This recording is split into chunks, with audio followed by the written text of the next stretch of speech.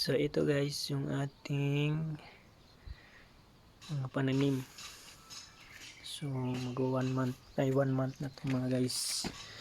So yung ating kamatis guys, ito magto 2 months na to guys. Yan, may bunga na. Ang taba guys. Oh.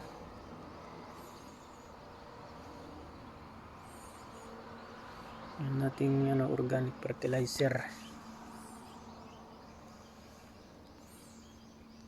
Sa kusina. Ito naman guys yung ating sili. May bulaklak na. Yan. Sili. Ito sili rin to guys. Yung mga bulaklak na.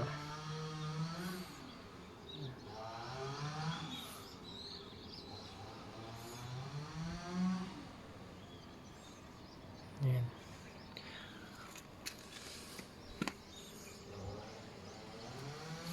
Ito yung ating okra. Ano pa lang to guys, weeks pa lang to. Yan. Mga bagong tanim ko yan guys. Pahabol ito, talong. Pahabol din. Yung ating ano dyan, fertilizer natin yan guys. Organic lang. Ito okra. Yan, may maliit pa dun.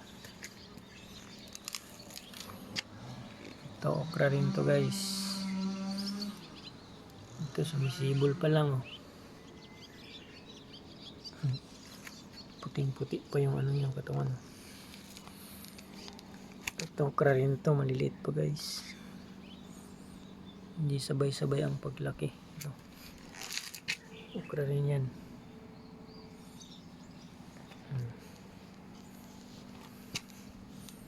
Ito, okra.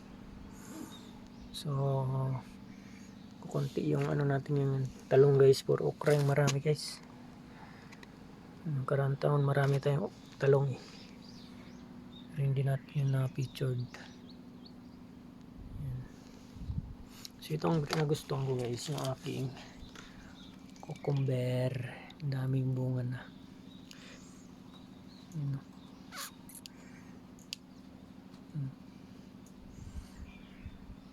Ang dami ng bunga guys. Hitik sa bunga pero ang liit pa niyan. So tapyan natin guys.